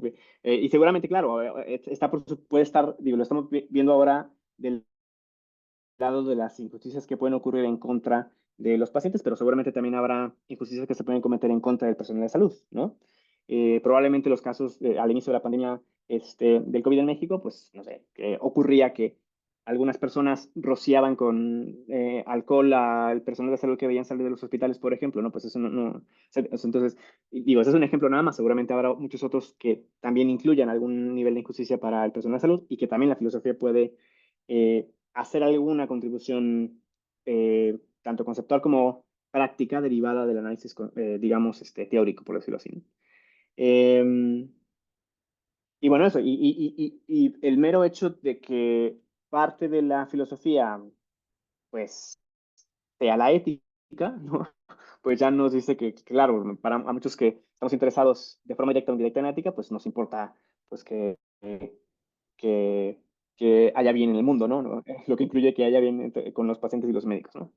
Y eso se puede derivar pues, en propuestas filosóficas específicas en ese sentido. Pero bueno, es un poco mi comentario de lo que decía de sí. Gracias, Rafa. No sé si alguien más de quienes nos acompañan aquí en la sala tiene pregunta, reacción, comentario, o quienes nos siguen en la plataforma Facebook. ¿Alguien más tendría reacción, comentario? Mientras se da, Rafa, un poco yo quisiera insistir en algo que me parece importante.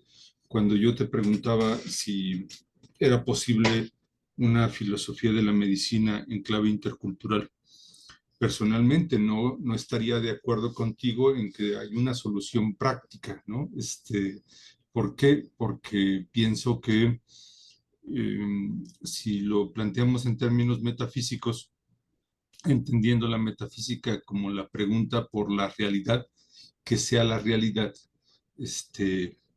voy a decirlo así, hay una comprensión distinta de que sea la realidad, que sea el ser humano, que sea la salud, que sea la enfermedad en la tradición occidental y en otras tradiciones, como la tradición oriental, ¿no? Donde pienso, por ejemplo, un principio básico de la tradición oriental es el equilibrio de las energías, ¿no? Una cosa que la razón instrumental moderna de origen cartesiano, pues no se permite, ¿no? Yo pienso que no es un asunto solo pragmático, incluso voy a decirlo de esta manera. En mi caso, a mí me ha interesado no solo comprender otras filosofías, sino filosofías originarias de lo que llamamos en Abya Yala, América Latina. Hay pueblos originarios donde la salud y la enfermedad tienen que ver con la moral, con la práctica, con la ética, con la forma en que las personas se conducen. Pienso, por ejemplo, en el pueblo Rarámuri, una persona enferma, y su corazón está triste, no solo porque no dice la verdad, sino porque hace el mal, porque su palabra no dice bien respecto de los otros. Pienso, por ejemplo, que en esa misma cultura y en otras culturas, la enfermedad tiene que ver con el no seguir la costumbre, ¿no? El estilo de vida. Pienso, por ejemplo, que hay culturas donde la falta de la danza, por ejemplo, no danzar, incluso hay un texto clásico de Pedro de Velasco, danzar o morir, ¿no? Danzar o morir, o se danza o se muere, ¿no? La danza constituye una forma de vida, y en ese sentido, lo que nos dicen algunos estudios es cómo hay enfermedades que no existen en ciertas culturas, ¿no? Por ejemplo, ellos, rarámuris de pies ligeros, no tienen obesidad, y no solo no tienen obesidad, el porcentaje de diabéticos es muy reducido.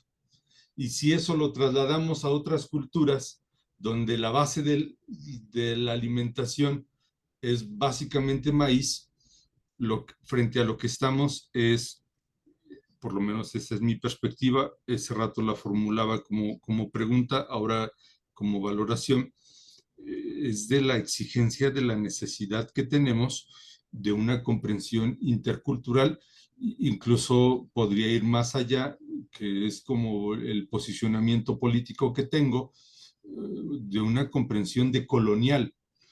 Y eso supondría una filosofía otra, una filosofía que supere las comprensiones occidentales clásicas, de la filosofía misma y del ser humano. Esa sería como una consideración. No sé si quienes nos acompañan quisieran agregar algún comentario, reacción. Pregunto si Rosa, si Jorge, Álvaro, quienes nos acompañan aquí, ¿tienen alguna reacción? Ha levantado su mano Jorge y si te parece lo escuchamos. Adelante, Jorge. Gracias, buenas noches. Me ponía a pensar un poco de eh, cómo sería un médico filosofante, ¿no? Y esa imagen no puedo alejarla pues de una persona que abandonó la práctica para dedicarse al mundo académico, o una persona que toma entre práctica y práctica un espacio para repensar su rol, los desafíos que enfrenta, ¿no? El combate a la muerte diario al que está sometido, pero también evalúa el contexto, ¿no? En un mundo en el cual la información médica y empírica fue contrastada con aquellos que decían que tomando una píldora de cloro podías combatir el coronavirus, ¿no? En un mundo en el cual el país más poderoso del mundo le está quitando la cobertura médica, ¿no? A niños latinos que tengan un padre en situación de ilegal, ¿no? Y en un mundo en el cual, pues, el hecho de poder ejercer tu rol como médico es a la vez un desafío dado la precariedad con la cual el Estado te provee de los recursos para poder ejercer tu profesión. Y me ponía a pensar quizás que a veces lo más filosófico en el mundo de la medicina es ejercer tu rol como médico a pesar de las circunstancias, ¿no? Esa constancia, ¿no? Que te lleva inclusive a superar todas las limitaciones que te impone un sistema y que te hace ver que el acto más rebelde es ejercer tu profesión, ¿no? Seguir siendo médico a pesar de todo, ¿no? No, quería compartir eso, simplemente, ¿no? Gracias.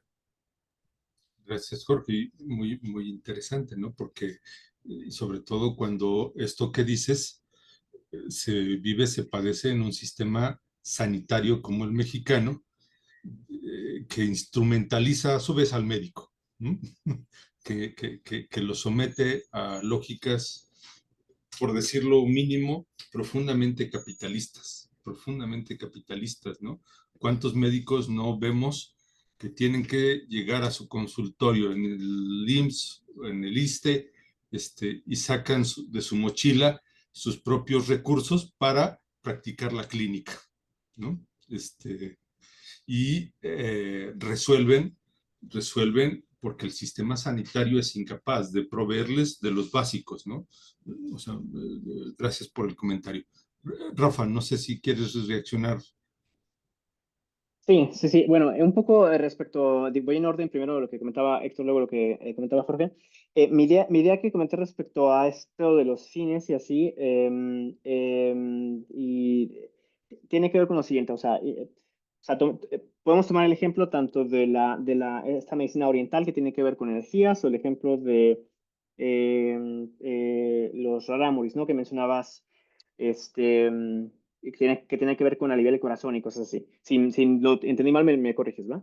Pero yo lo que pensaba es, a ver, cuando hablaba de la diferencia de fines entre diferentes intervenciones terapéuticas, pensaba más o menos en lo siguiente. Tipo, a lo mejor, digo, voy a sobresimplificar lo siguiente, un poco intentando transmitir el punto. A lo mejor lo que espera un médico, digamos un internista, respecto a su paciente que vive con diabetes, no sé, digamos que la intervención clínica, al menos en parte, consiste o tiene como fin, al menos en parte tiene como fin, por ejemplo, que la glucosa sanguínea de la persona baje a ciertos niveles, ¿no? O al menos no esté por encima de ciertos niveles. Y entonces, al menos parte del fin de la intervención es esa, ¿no? Puede ser que haya más fines, pero ese es un fin muy, muy específico, muy característico, digamos, de la medicina, de lo que llamamos medicina occidental. En contraste con, a lo mejor, pues esta intervención que tiene que ver con a nivel del corazón, o no sé cómo lo fraseabas, o con el balance, lo que sea de las energías, ¿no? O con cualquier otra intervención que no sea, digamos, dentro del esquema occidental. Y lo que pensaba es, a ver, este fin, al menos parcial, del médico que espera que a su paciente, o que a su paciente le baje los niveles de glucosa, eh, eh, pues parece que los medios más propios para ese fin en particular, pues son los que se ha encontrado, digamos, al menos la sociedad occidental, pues son esos, los de, pues bueno, por ejemplo, la administración de insulina, ¿no? A los pacientes, o la administración de otros fármacos, o la promoción de cierto estilo de vida, ¿no? O sea, estilo de vida activo, disminución del consumo de carbohidratos, el control de la obesidad, etc. Entonces, eh, me dieron un poco como, ok, para esos fines en particular, probablemente, o sea, si uno valora y tiene esos fines como unos fines que uno quiere promover en una sociedad, eh, pues probablemente los medios de la llamada medicina occidental sean los adecuados, digamos, ¿no? Pero claro, si los fines no son esos, eh, pues habrá otras cosas que serán más efectivas para esos otros fines, ¿no? Si el fin es, digamos, nivelar, por decirlo así, los diferentes niveles o formas de energías, pues probablemente esta intervención enfocada en parte en la disminución de la glucosa sanguínea, pues vamos, es como irrelevante, por decirlo así, ¿no? Es un poco, mi idea iba por ahí, ¿no? Y por eso luego al final pensaba que pues, distinguir qué sí es medicina y qué no es medicina puede volverse un problema terminológico meramente si lo vemos de esta manera, porque últimamente es como, pues no importa cuál sí es medicina y cuál no. Poco lo que importa es cuáles fines quieres cumplir y cuáles medios utilizas y cuáles son los medios más idóneos para los fines que uno quiera cumplir. Cuando digo uno quiera cumplir, me refiero no a nivel individual, puede ser a nivel individual, pero también me refiero a nivel colectivo, social, grupal, ¿no? Un poco iba por allá mi idea, ¿no? Y igual me encantaría discutirla, ¿no? Eso. Y respecto a lo que mencionaba Jorge, mm, o sea, ciertamente en inicio lo que supongo que cualquier persona esperaría de cualquier profesionista, al menos inicialmente y básicamente, pues es que haga lo que le corresponde en su rol del profesional que es, ¿no? Pues un profesor que enseñe, un médico que sea un médico clínico o investigador, si se dedica a la investigación. Eh, pero hay situaciones en las que parece que desde un punto de vista ético no es totalmente satisfactorio. O sea, pensemos en un momento en que la homosexualidad era considerada como una enfermedad y claro, un médico en ese momento que le dice a su paciente, tienes, como sea que se llamara la homosexualidad en ese momento, ¿no? En el DSM, tienes eso, pues bueno, moralmente hay algo raro, ¿no? Probablemente uno no condenaría, por decirlo así, moralmente al médico, sino algo más sistemático, al sistema, digamos, de la medicina psiquiátrica. Eh, pero en esos casos, y probablemente en otros contemporáneos, pues como no sé, el ejemplo de la mujer que da luz, que he puesto varias ocasiones, pues no basta con que solo, digamos, se enfoque en cumplir con ciertos parámetros de las recomendaciones de las guías clínicas, ¿no? Parece que haga eso no es completamente satisfactorio desde el punto de vista moral, digamos, ¿no? En algunas ocasiones, muy puntuales, ¿no? Tampoco creo que en esos casos necesariamente la responsabilidad recaiga en el médico, sino que puede ser, claro, una responsabilidad compartida colectivamente por cómo está de mal el sistema, por decirlo de alguna manera, ¿no?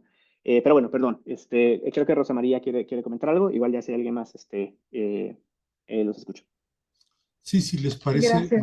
vamos haciendo una ronda de un par de intervenciones para que podamos ir avanzando hacia el cierre de y las conclusiones. En ese sentido, pregunto si alguien más, aparte de Rosa María, si Alicia, Ingrid, Álvaro, los que nos acompañan, tienen alguna intervención, la sumamos para hacer una ronda y poder ir avanzando hacia el cierre del ejercicio. Mientras tanto, adelante, Rosa. Gracias.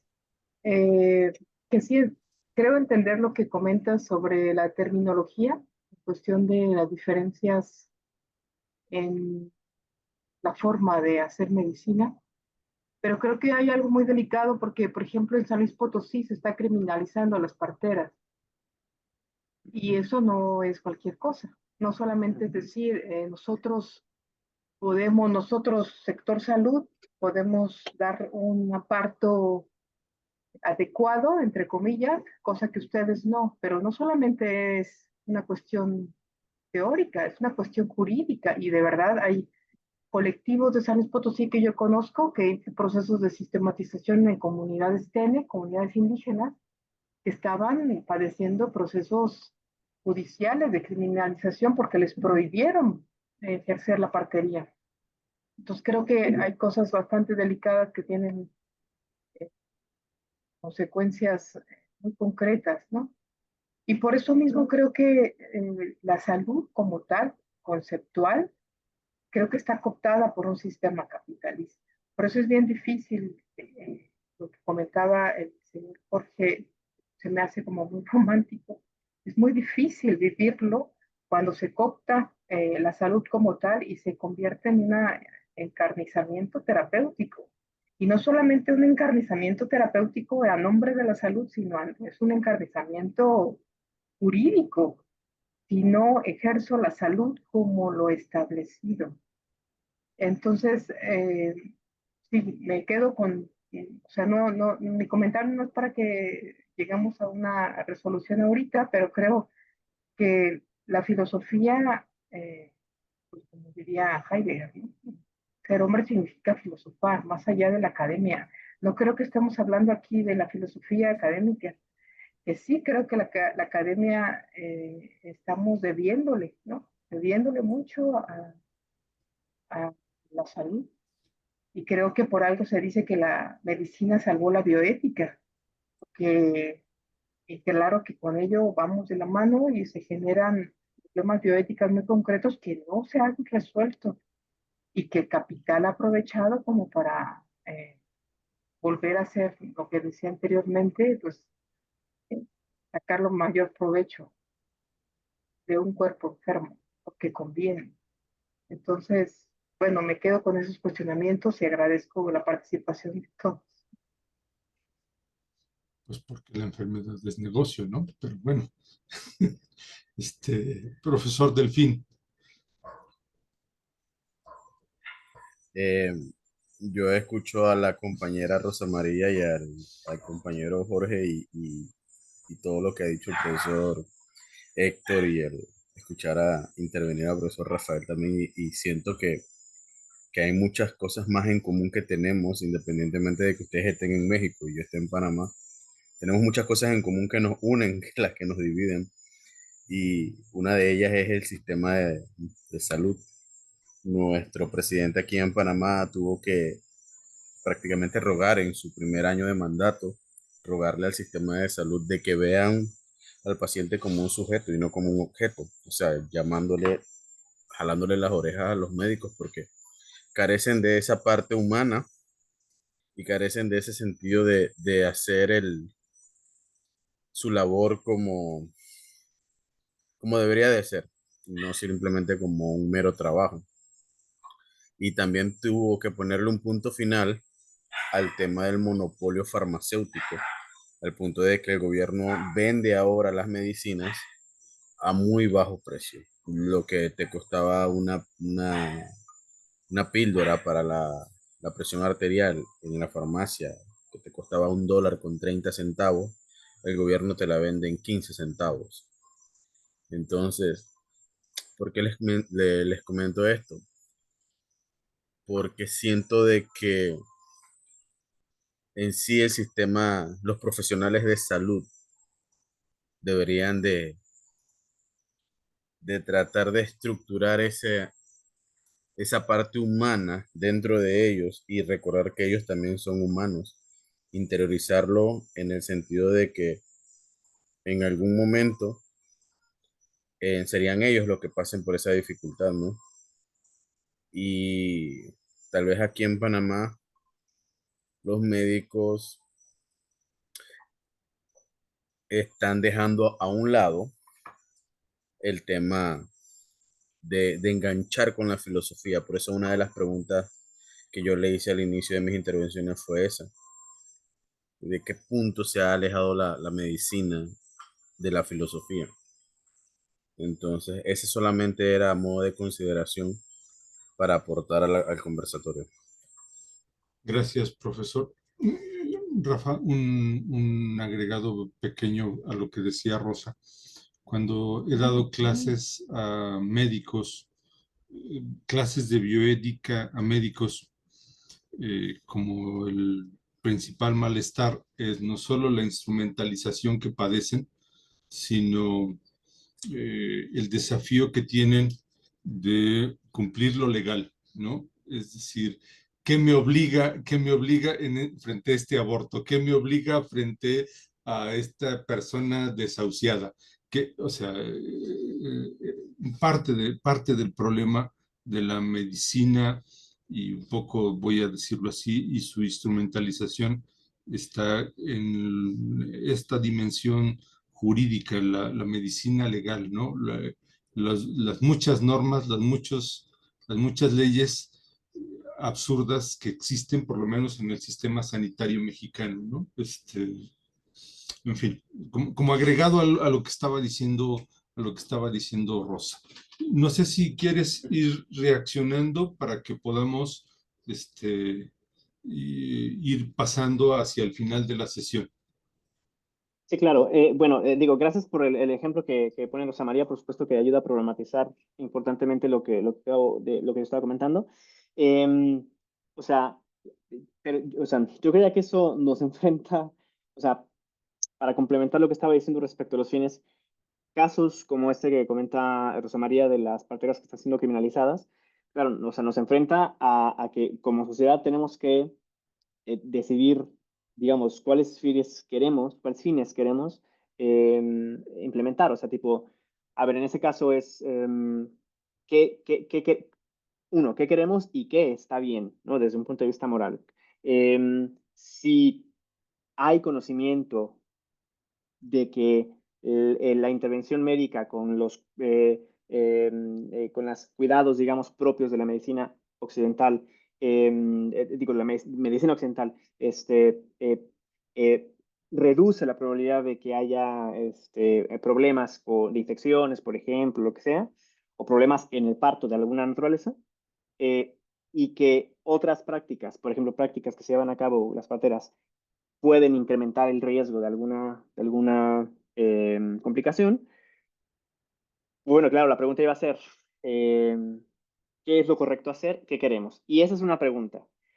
Pero ciertamente, como bien lo notó Rosa María, pues hay otra pregunta que también está ahí, que está íntimamente conectada en términos del diálogo, que es, bueno, de eso se sigue entonces que tenemos que criminalizar a las parteras.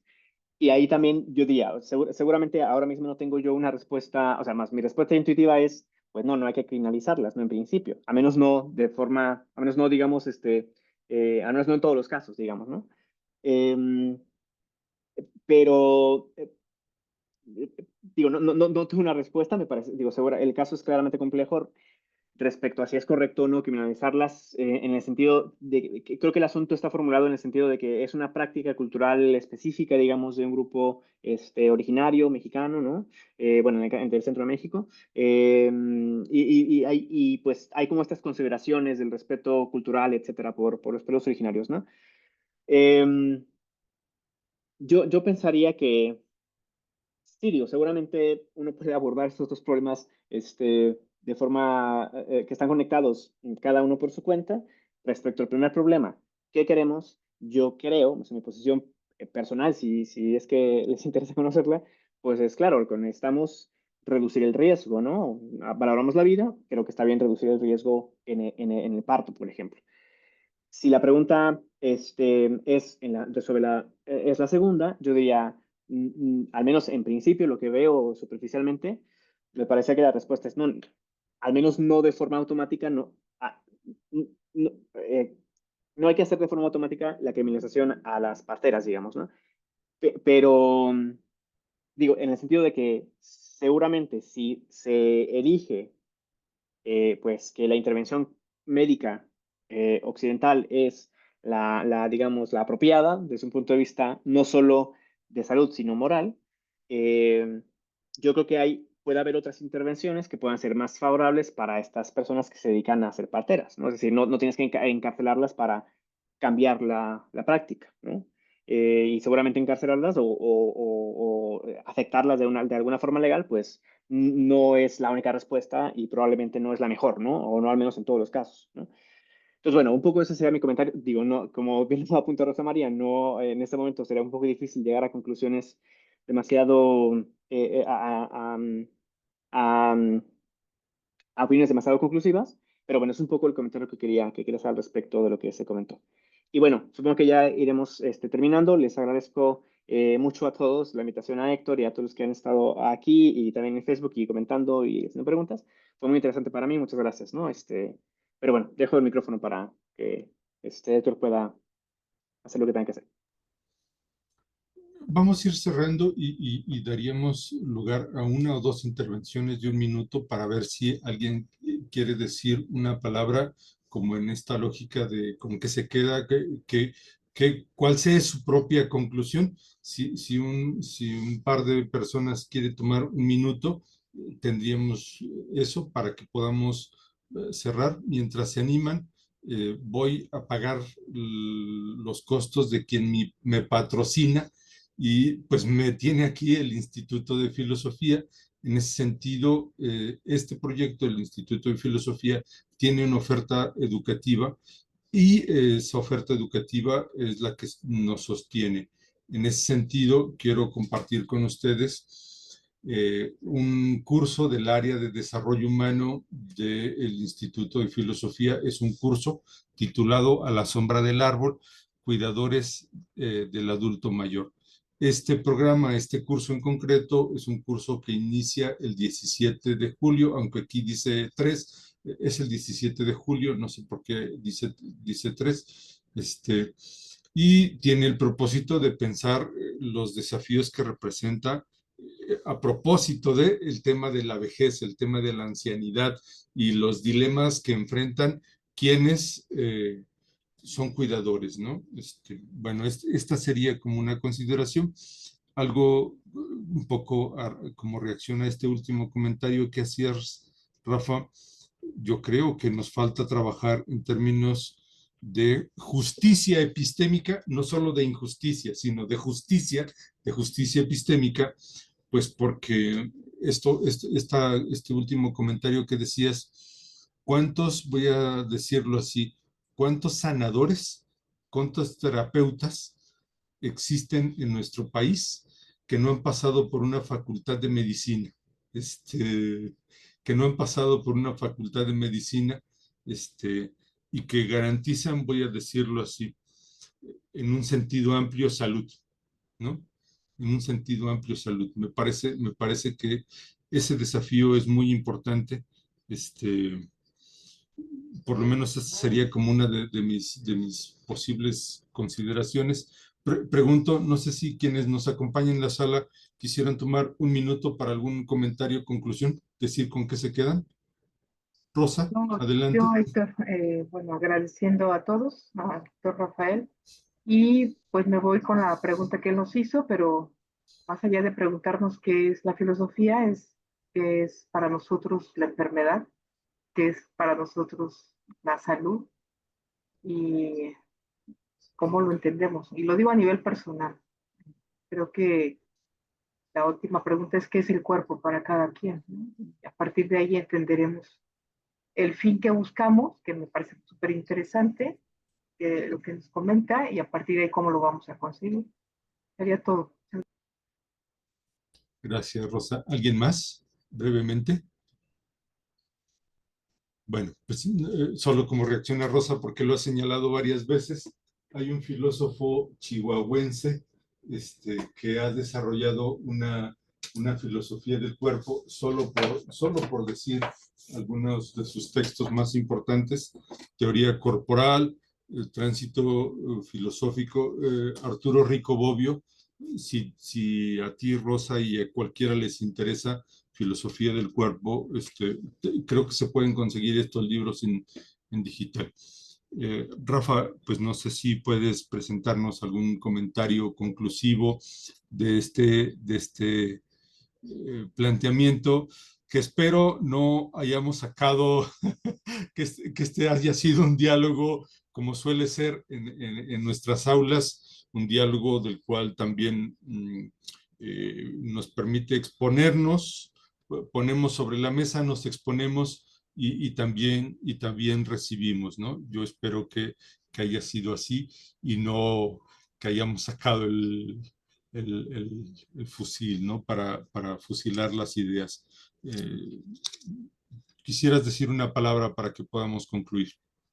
Sí, bueno, solo agradecerles a todos y todas que estuvieron aquí presentes, aquí y en el Facebook. Y de nuevo reitero el agradecimiento por la invitación a Héctor. Muchas gracias a todos y todas. Bueno, muchas gracias, Rafa, y por supuesto, gracias, como bien dices, a quienes nos siguieron en Facebook. Ahora no hubo, como otras veces, mucha polémica, mucha discusión. Ahora no tuvimos comentarios. Saludo a quienes nos siguieron en esa plataforma y, por supuesto, saludo a quienes ahora nos han acompañado en este ejercicio. Deben de saber que este seminario es un seminario permanente. Estamos en el mes de julio, y el próximo mes, el siguiente mes, tendríamos una exposición que cae o tendría que caer en el mes de agosto. El segundo miércoles de agosto es el miércoles 13. No tengo el título de la conferencia, pero la presentará el maestro Alejandro Israel y me ha prometido que vamos a discutir sobre un problema fundamental en este país: el tema de la desaparición forzada, la filosofía frente a la desaparición forzada. No es un tema cualquiera, es un tema sumamente complicado en un país como el nuestro.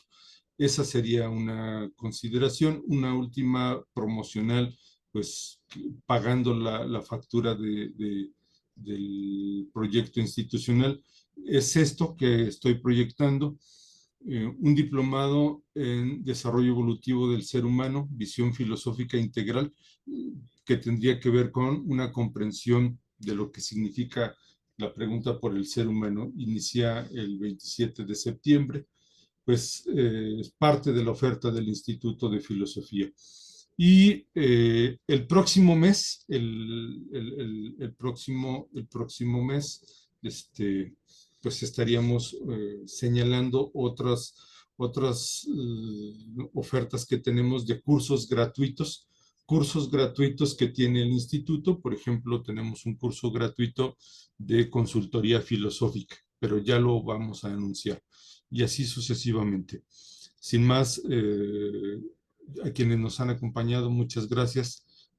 Rafa, muchas gracias a nombre de las autoridades del Instituto de Filosofía, el doctor Jesús Montes, Benjamín Riveras, el decano, y el doctor Rafael Rivadeneira, secretario académico. Quien habla y saluda es Héctor León. Muchas gracias y buenas noches. Que descansen.